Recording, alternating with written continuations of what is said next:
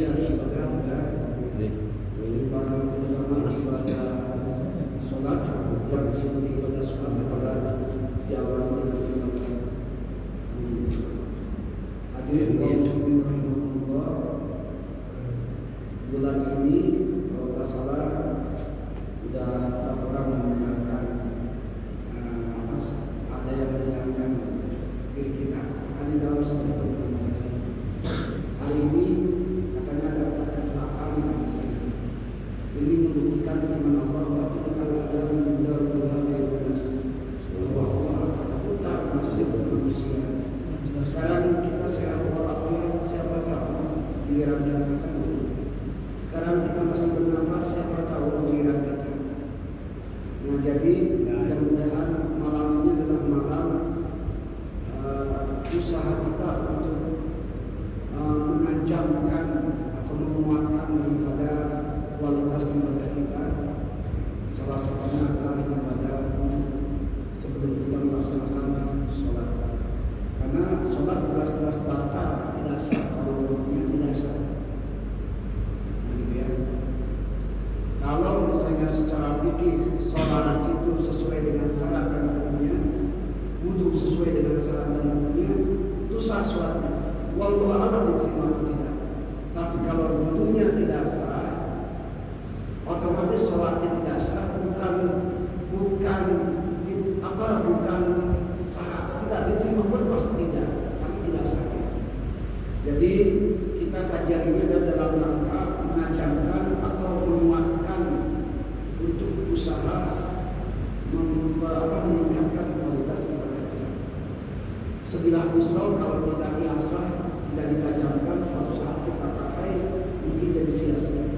Demikian juga karena tujuan kita adalah akhirat, maka sia-sialah wudhu kita, sia-sialah sholat kita kalau kita tidak berusaha untuk meningkatkan kualitasnya. Salawat dan salam semoga limpahkan kepada junjungan kita Habibana wa Rasulana Sayyidina Muhammad Rasulullah SAW. Allahumma sholli ala Sayyidina Muhammad wa ala Sayyidina Muhammad.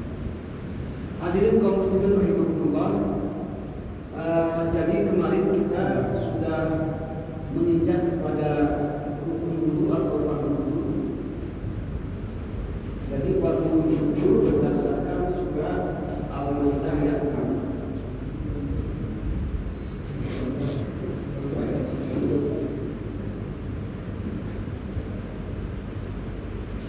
Jadi berdasarkan surat Al-Maidah ayat 6. Al-Maidah ayat 6. Ya ayyuhallazina amanu idza qumtum ila sholati faghsilu wujuhakum. Yang pertama kemarin kita membahas daripada fardu wudu itu adalah niat. Jadi menurut pengertian niat itu adalah qasdu syai'in muqtarinan dikir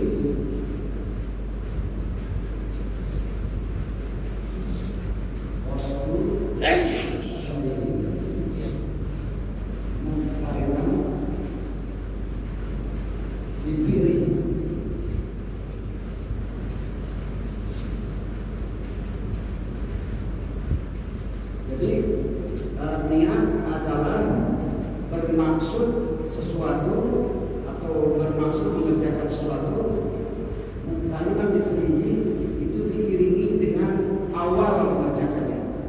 Kalau awal mengerjakan wudu kita secara dohir itu ghusl wajhi, berarti ketika wajah mulai bagusnya dari jablah dulu ya, dari hidung. Ketika kita mulai air ke sini, maka di sanalah niat. Nah, itu wajib, mau tidak mau. Dan wajibnya itu di dalam hati, bukan ucapkan. Adapun kalau mau mengucapkan, kaidah selanjutnya wa talaffudzha sunnatun. Kalau mengucapkannya adalah sunnah. Bagaimana cara niat minimal, bukan minimal? Di sini ada 3, boleh pilih silakan. Yang pertama ahadha raf'ul hadasi aw at-taharah anil hadasi. Yang menghilangkan hadas, itu aja dulu. Aku yang menghilangkan hadas sudah cukup. Ya, itu minimal. Ini hanya sekedar review saja. Asani ayat ya istilah atas salati al-ghariyah. Yang kedua, minimal itu kita ketika pertama air berwajah istihadah, membolehkannya wudhu untuk sholat. Nah gitu ya. Kalau kita wudhu niatnya untuk sholat berarti istihadah. Tapi kalau niatnya untuk Quran jangan istihadah. Itu bedanya ya. Ulang lagi. Kalau wudhu itu mau sholat boleh. Aku niat wudhu untuk sholat, nggak boleh. Tapi kalau ketika mau baca Quran nggak boleh istihadah sholat untuk sholat. Ini untuk niat. Yang ketiga, asal usul ayat niat fardhu wudu.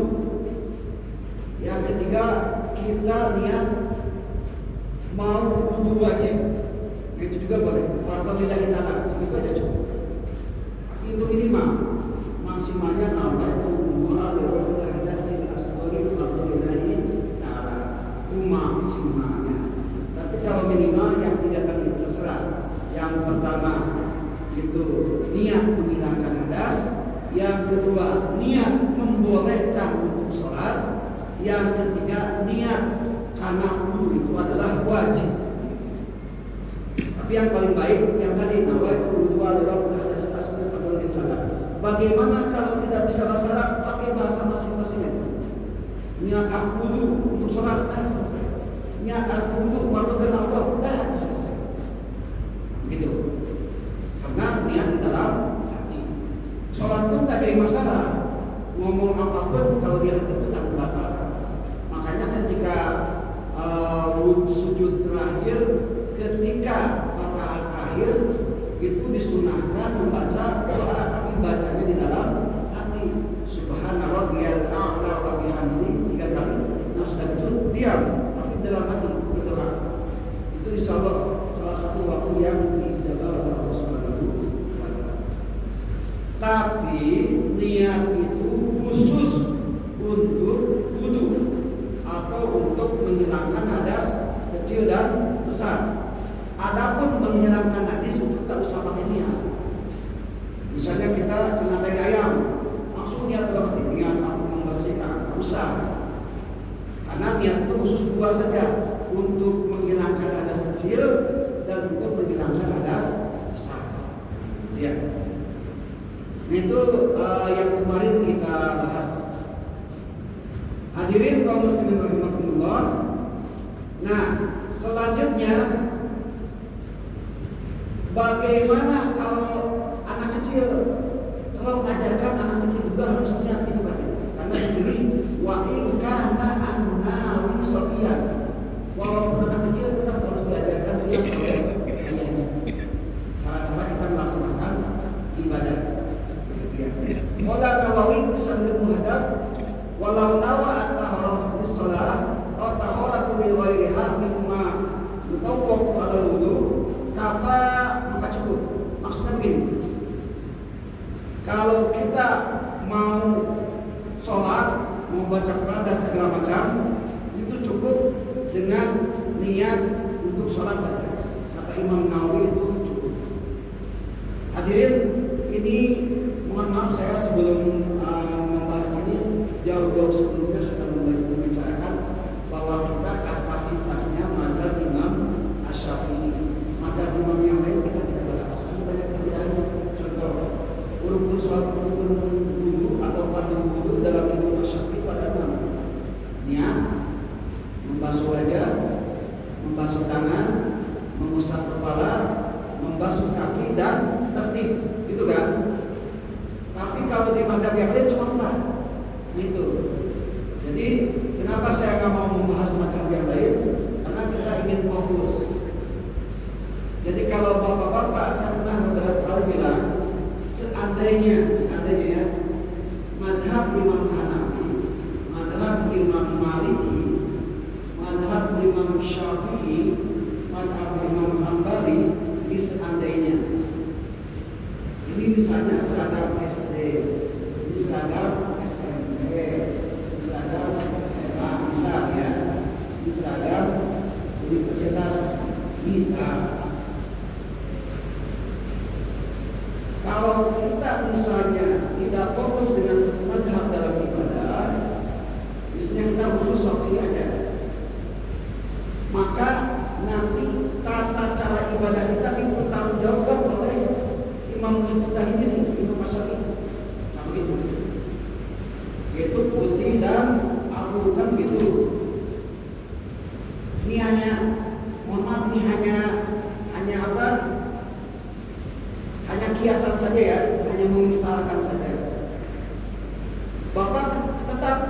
karena ingin ada kemudahan, pakai Imam Hanafi misalnya ya. Misal seperti hanya bersentuhan dan laki-laki dan perempuan, kata Imam Hanafi itu batal. Kurban kata Imam Hanafi itu wajib, kata Imam Syafi'i itu sunnah muakkadah, kan begitu. Bisa dibaca campur aduk dalam hal ibadah. Hanafi pakai, Syafi'i pakai. Kalau Syafi'i sama Hanafi pakai, ini seolah-olah nanti atasnya SMA, bawahnya pakai celana SD. Ini lucu. Bisa dipahami ya Pak ya? Nah, gitu ya. Jadi jangan campur adukan. Itu alasan saya ingin konsentrasi di mazhab Imam Syafi'i. Ya. Atau misalnya ingin Imam Maliki dipakai, Imam Syafi'i dipakai. Nanti pertanggungjawabannya gimana? Masa nanti daerah ke bawahnya pakai baju biru, ke atas pakai baju SMA? Kan lucu. Nah, jadi kesimpulannya insya Allah segala macam tata cara ibadah kita itu dipertanggungjawabkan oleh Imam Mujtahid masing-masing. Karena kita sifatnya cuma ittiba, mengikut saja. Makanya kemarin kita bahas dalam tafsir, ulama itu ada yang levelnya mubalik, kerjaannya tabligh, baligu'anni walau ayat, sampaikan walau satu ayat. Itu kewajiban cuma menyampaikan saja. Dia tidak sesuai dengan apa yang dikatakan, tak peduli, namanya juga mubalik. Ada yang kedua, da'i. Ya, kalau da'i itu dalam surat Al-Imran. Jadi ada wa takumin ummatu yad'una ila al-khair wa ya'muruna bil ma'ruf wa yanhauna 'anil munkar. Kalau da'i lain, dia menyampaikan, tapi sebelum menyampaikan dia sudah melaksanakan. Gitu. Contoh misalnya seorang dai dia berdakwah tentang tahajud. Wa min al-ladzi qata'at bina fil ladzati saya tasarrufu kama mudah segala macam.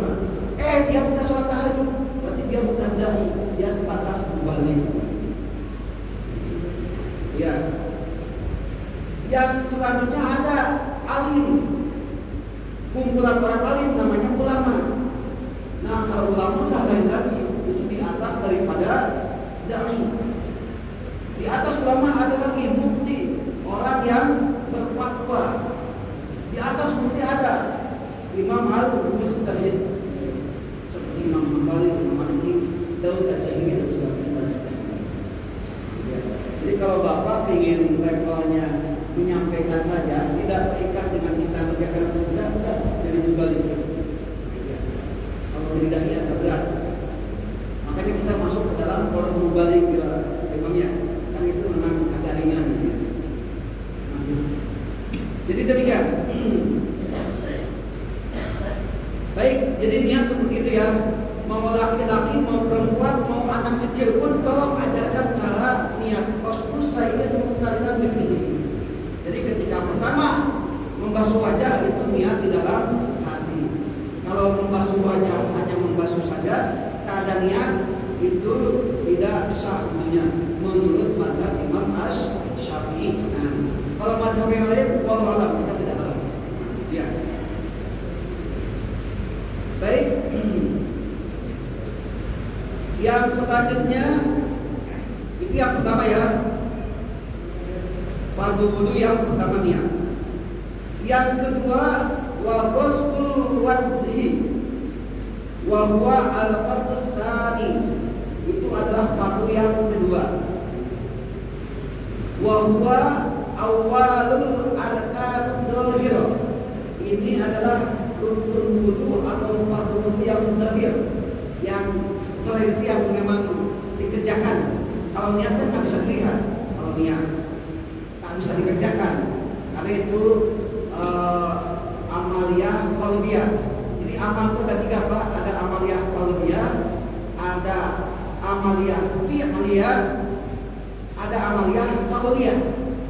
Ada amalan qalbiyah yaitu niat atau zikir dalam hati, itu amalan hati. Yang kedua amalan qauliyah, ucapan kayak kita Bismillah, Subhanallah, Alhamdulillah, Allahu Akbar. Ada fi'liyah fi'liyah. Fi'liyah itu yang dikerjakan. Nah, membasuh wajah itu termasuk daripada amaliyah fi'liyah yang dikerjakan. Apa yang dikerjakannya? Kita bacakan. Qala Allah Ta'ala faghsilu wujuhakum. Nah, ini dalam surat Al-Maidah ayat 6.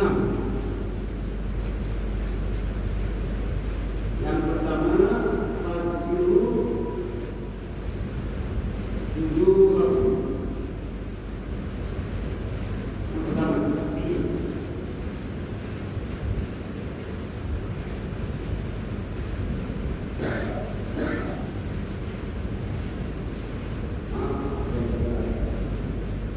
Faghsilu wujuhakum. Jadi amaliyah fi'liyah yang pertama atau fardu wudu yang kedua itu faghsilu wujuhakum. Maka basuhlah wajahmu. Hadirin kaum muslimin rahimakumullah. Bagaimana wajibnya? Wajibu isti'abuhu bil ghusli. Wajib meratakan seluruh wajah. Wajib. Ada wudu yang kayak gini rumah. Nah, itu tidak meratakan wajah. Ini tidak. Ya. Itu yang pertama. Yang kedua, wahdahu min mubtada astati'ul jabha ila muntaha daqni tulan wa min al-uzun ila al-uzun afdal. Jadi caranya yang pertama mina jabha ila daqni. Dan itu pertemuan antara ujung dagu dengan leher. Silakan kalau dasar itu ditandai dengan tanda apa yang menonjol di leher. Nah, di atas itu lah. Jadi dia yang namanya jabha ila daqni mulai dari ujung rambut, ujung pertama rambut sini ila daqni sampai ujung dagu. Ujung dagu itu sama dengan perbatasan antara dagu dan leher. Itu wajib naik.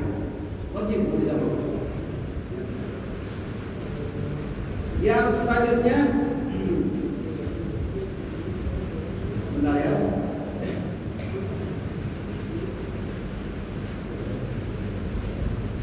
Wa minal uzun ilal uzun. Uzun itu artinya telinga. Maka kalimat azan itu artinya dari telinga, memperdengarkan artinya. Ya. Uzun itu azan sama akar katanya. Dari telinga ke telinga. Nah, ini kalau gini aja lah. Yang namanya wajah menurut ahli fikih apa yang kita kelihatan. Pertama ini sampai sini. Ini apa? Yang kedua ini. Belakang ya ini. Ini menurut mazhab Imam Asy-Syafi'i ya. Karena di Al-Qur'an kan dijelaskan wajah itu dari mana ke mana. Di sini dijelaskan. Jadi al-jabhatu ila daqni uzun ila uzunin. Ardan. Jadi seluas-luasnya dan selebar-lebarnya gitu. Nah, sekarang coba ingat-ingat foto kita sampai dari sini kan? Sampai ke sini kan? Kalau Bapak menang dari di sini tak basah dengan air, mohon maaf tak sampingnya kayak. Bagaimana yang berjanggut nanti ada al-liyah, ada khusus ada khusus penjelasannya ya. Khusus al-liyah itu ada. Jadi nanti dijelaskan rambut di dalam wajah itu terbagi dua. Tapi kita lagi menjelaskan tentang definisi daripada wajah ini mana.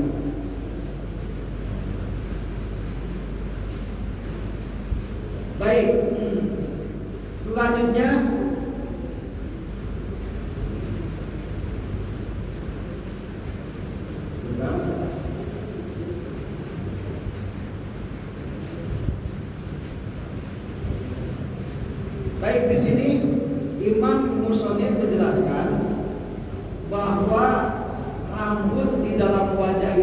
terbagi dua. Saya sengaja bawa dua kitab supaya lebih bermanfaat ya. Rambut dalam wajah itu terbagi dua. Summa sya'ru an-nabitu fil wajhi ismani. Selanjutnya rambut di dalam wajah itu ada dua. Ahaduhuma lam yakhruj min haddil wajhi wa sani kharijun min wa kharijun anhu. Jadi rambut yang di dalam wajah terbagi dua. Yang pertama ada di wajah dari mulai uzunun ila uzunin minal jabah ila ta'ni, gitu ya. Yang kedua perbatasan wajah dengan selain wajah. Nah, ini.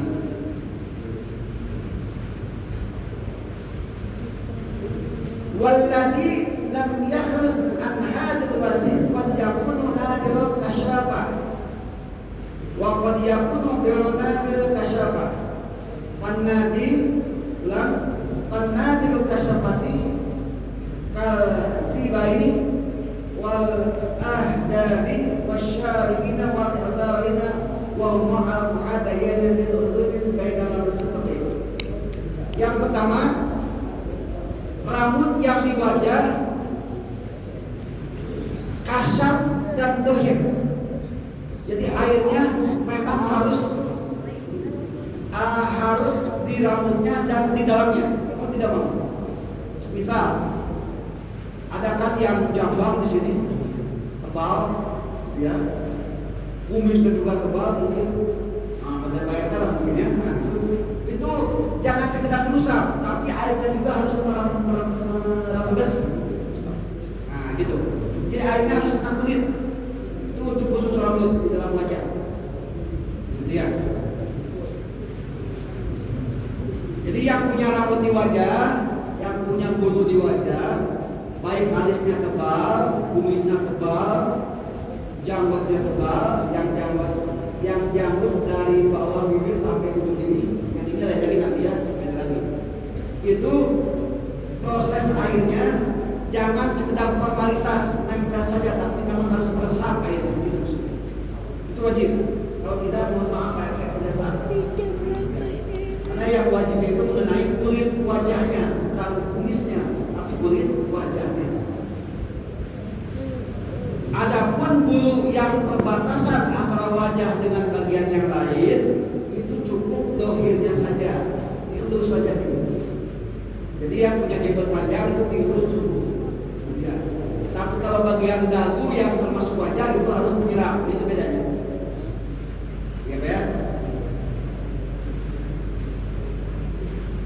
Baik.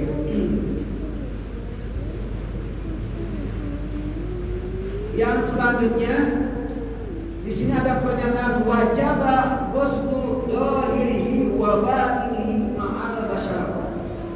Yang bulunya di dalam wajah mau tebal mau tipis wajib dibasuh dhahirnya dan batinnya, dalamnya. Ya, ma'al basyarati, jadi kerasa ke dalam kulitnya. Wa in kasiban wajaba ghuslu dhahirihi alal adhar. Ada ulama Imam Syafi'i yang lain, kalau terlalu tebal cukup dohirnya saja. Kalau terasa merepotkan. Ada kan yang khusus sangat tebal, dia mungkin saking tebalnya sampai air susah. Itu secara dohir itu sudah jadi masalah daripada ulama yang lain.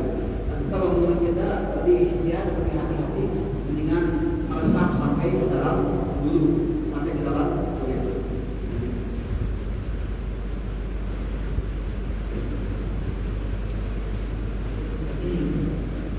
Baik. Yang selanjutnya wal kasyifu ma yamna'ur ru'ya. Adapun bulu yang tebal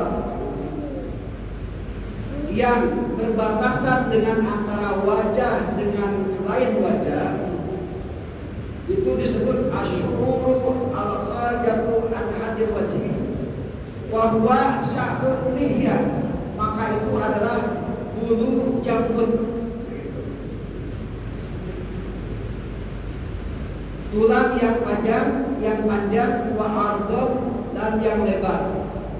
Paroji, maka kaum ulama yang roji, yang sahih, wujubu ghusli diriha, maka cukup mencucinya dengan yang boleh saja di sela-sela, khusus yang berjanggut lebar. Baik, itu masalah tentang ghusl wajib, yaitu membasuh wajah. Hadirin kaum muslimin rahimahullah, bagaimana kalau wajahnya misalnya istri kita bekas make up? Kalau make upnya yang kira-kira air bisa tembus, itu tidak masalah. Ya. Tapi kalau yang make upnya melapisi pori-pori, nah itu wajib dibersihkan. Ulang ya. Kalau make upnya yang kira-kira air bisa meresap, itu tidak masalah. Tapi kalau make upnya itu yang kira-kira melapisi, contoh melapisi bibir, ini bibir wajib kena air Bapak. Jadi wudhu jangan begini. Jangan. Kalau wudhu kita bibir digigit, saya nggak bisa ngomong nih. Jadi ketika bibir dikatupkan, wudhu ini nggak kena basah. Ketika ghusl pertama, kedua, ketiga itu terasa wudhunya. Karena ini bagian dari wajah. Bagian dari hidup juga, lihat. Mana yang terlihat? Yang terlihat itu yang harus kena dengan air. Bukan dalamnya, tapi yang kelihatannya.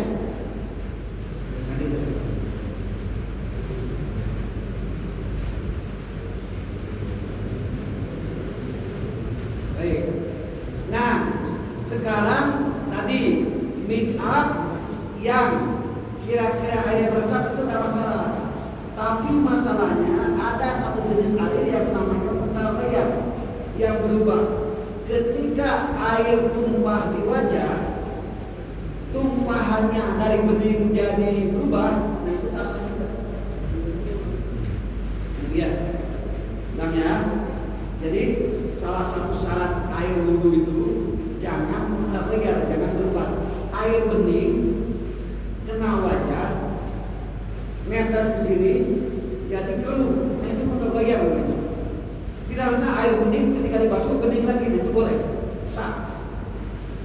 Cuma airnya jadi air musta'mal kalau di ghusl wajib. Bisa dipahami apa? Ya, itu perbedaannya. Tapi kalau yang make upnya melapisi itu memang harus cuci muka dulu, harus pakai thinner dulu kalau perlu ya, pakai apa dulu, pokoknya dibersihkan. Makanya para suami kalau bisa sarankan sama istrinya pakai make up seperlunya aja, apalagi kalau untuk orang lain. Pakai make up maksimal untuk suaminya. Ini kadang-kadang terbalik, depan suami make up biasa-biasa, depan tukang ojek ke pasar, sama orang pasar make up semaksimal mungkin. Kan mohon maaf ya, yang mungkin itu nasihat buat diri kita sendiri bagi istri-istri kita. Sayang istri-istrinya tak ada ya. Jadi demikian. Jadi itu khusus ghusl wajib. Apa itu ghusl? Ghusl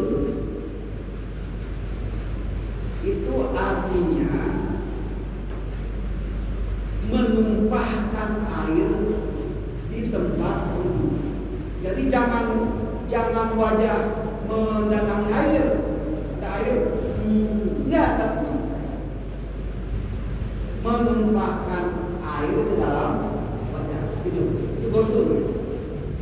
Bukan wajah mendatangi air. Ada empang besar, tahu ini aja. Itu bukan ghusl. Ya.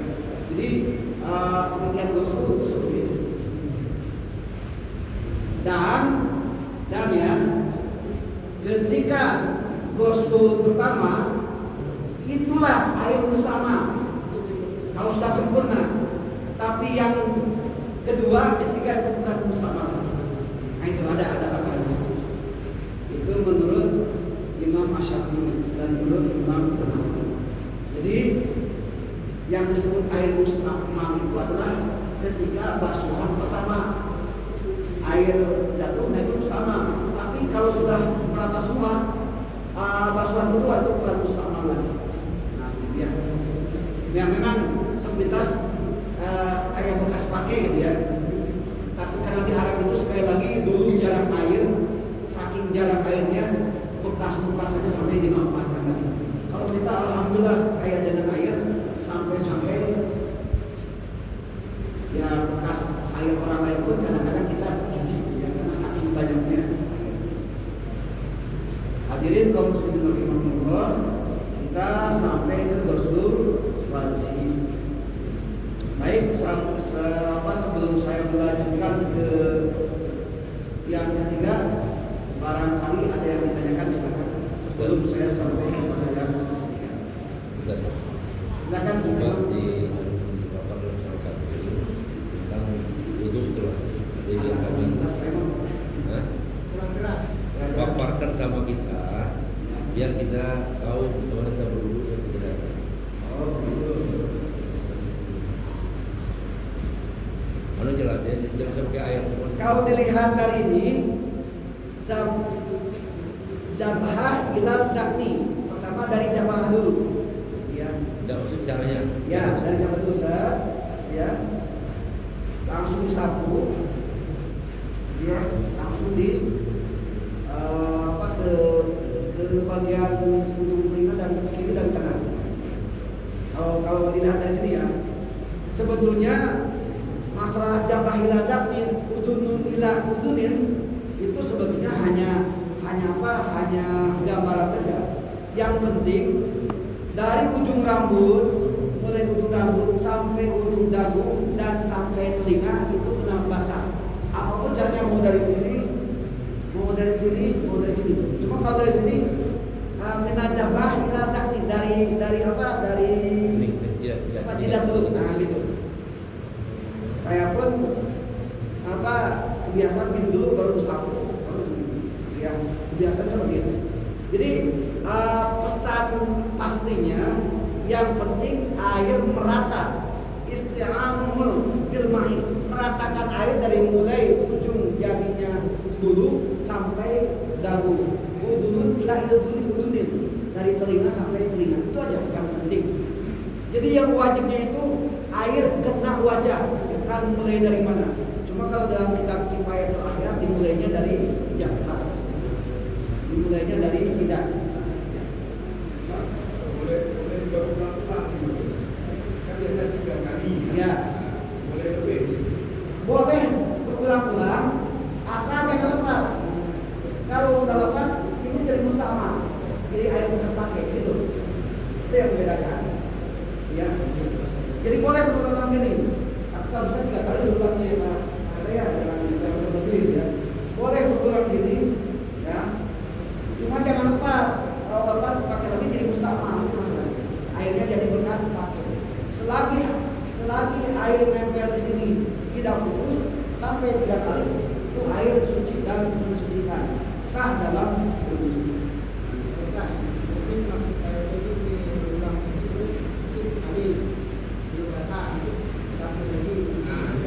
Yang pertama wajib, yang kedua, yang ketiga sunat. Ya. Kalau yang pertama itu katakanlah ragu kita tidak kata, apakah yang kedua? Yang kedua jadi wajib berarti. Kalau yang satu kita ragu-ragu, maka fungsi kedua dan ketiga itu untuk meniadakan keraguan. Yang jelas, yang harus kita jadi batasan, pokoknya terserah caranya gimana, dari mulai ujung rambut sampai dagu, 2 telinga basah semua dengan wudhu kita. Gitu ya, penting itu. Kalau Bapak ghusl pertama itu ragu-ragu, berarti ghusl yang kedua yang punya gunakan. Makanya dalam kitab ini usapan, ghusl yang pertama, basuhan yang pertama itu wajib, basuhan yang kedua dan ketiga itu sunnah. Pak RT begini aja, misalnya Ustaz, kerja sampai 3 kali, dan selesai langsung 3 kali bisa. Kalau yakin merata air semua di dalam, ya. Jadi yang jadi masalahnya di mana? Kalau pakai ciluk. Baik. Untuk pakai gayung itu ada 2 cara ya. Yang pertama, alirkan di sini, ya, ke tangan, datangkan air ke dalam wajah, ya. Nah kalau udah ini berarti kita nggak bisa apa? Nggak bisa kayak 2 tangan tadi. Kalau 2 tangan aja kan gini kan, ya, nggak bisa gini kan. Nah berarti kalau dari sini ke bawah, satu, itu yang wajib, yang keduanya sunnah. Yang kedua ada lewat di gayung kita gini, bisa ke wajah, ya. Bisa. Jadi kalau misalnya Pak RT kekurangan air atau di masjid lagi ngantri semua kita ada gayung, minta air segayung, bisa pakai ini. Tapi caranya begini. Jangan sampai jatuh lagi ke itu air sedikit yang ngalir gitu. Ya, awalnya mustama. Tapi bagi mustama itu bagi basuhan yang pertama, kalau basuhan yang kedua ketiga itu bukan mustama lagi. Ustaz, kalau lagi duduk gini, setelah buka ini tangan, dia telinga. Itu sunnah kalau telinga. Nah itu. Nanti ada hadisnya. Ada. Tapi memang kita belum sampai di telinga ya, kita bukan sampai wajah. Karena kan coba lihat di Al-Maidah ayat 6. Ya ayyuhalladzina amanu yaqulu bilaswati fasilu wujuhakum wa aydikum dalam arti fasilu wujuhakum wa arjulakum. Yang di Quran cuma 4. Adapun telinga itu sunnah muakkadah. Jadi Bapak kalau wudu bukan cuci telinga sah, apa-apa karena itu hukumnya sunnah. Cuma masalahnya kalau Bapak makan apakah nasi saja pasti dengan lauk-lauknya kan, nah gitu. Jadi yang 40 pokoknya masa sunnahnya diambil, masa cuma makan nasi saja nggak pakai ikannya, nggak pakai ayamnya kan gitu. Macam sholat 17 rakaat sehari 5 waktu itu pokoknya nasinya, makanya tambah dengan qobla, tambah dengan ba'da, tambah dengan duha. Nanti kalau betul-betul sholat kita yang 17 rakaat yang sehari 5 waktu diterima, nanti kita di surga cuma dapat nasi saja, lauknya nggak dapat, kata sunnah enggak. Ya. Jadi jangan mentang-mentang telinga sunnah muakkadah tidak dikerjakan, boleh sah, cuma curang kita makan aja pengen dengan lauk, masa wudu tidak ada telinganya kan gitu. Logikanya begitu kan. Itu ya. Ya kalau nanti di surga mau dapat nasi saja ya silakan. Mau usah pakai apa? Mau usah pakai basuh telinga. Cuma kalau teman kita bakal masuk surga atau tidak itu masalahnya. Ya. Berapa menit lagi Pak? 2 menit lagi ya. Baik, kita susulkan aja yang ketiga. Wa ghuslul yadaini ma'al mirfaqaini.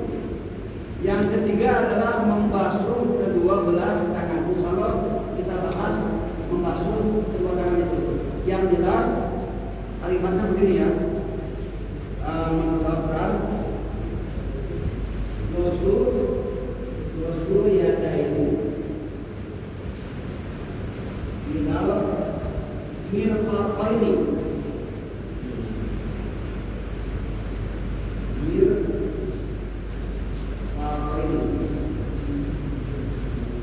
Jadi kata kuncinya ilah Pak. Ilah di sini itu kalimatul ghaiyah atau kalimat intihad. Artinya putus, tujuan, terakhir. Maksudnya apa? Kalau terakhirnya di mirfaq itu artinya siku. Berarti awalnya dari mana? Nah, dari ujung gitu maksudnya. Itu kayak dari sini putar. Apa dalilnya memutar? Ada nanti hadisnya. Kita belum ya. Ini putar. kali itu yang wajib, yang selanjutnya itu sunat. Ya. Ada yang begini, air mengalir begini, itu tidak sah karena tidak sesuai dengan ilah. Ilah itu akhir, intiha atau goyah. Ya. Itu nanti dijelaskannya insya Allah mudah-mudahan 2 minggu ke depan bagaimana cara masuk daripada hadirin kaum muslimin rahimahullah. Ini adalah upaya kita bagaimana supaya cara ibadah kita lebih berkualitas. Kalaulah Allah menerima sholat kita, pasti wudhu kita sah, pasti kalau sholat kita sah. Tapi kalau kita merasa wudhu kita selama ini tidak sah, berarti apa yang mau diterima oleh Allah dari sholat kita? Wudhunya juga tidak karuan, wujudnya juga tidak yang sebenarnya tidak sesuai dengan tuntunan Rasulullah Shallallahu Alaihi Wasallam. Ya Allah, saksikanlah malam ini kami jamaah Masjid Al-Kautsar berupaya untuk meningkatkan kualitas daripada ibadah kepada Allah Subhanahu wa Ta'ala dan jadi amal ibadah kepada kita semua. Amin ya rabbal alamin. Hadirin kaum muslimin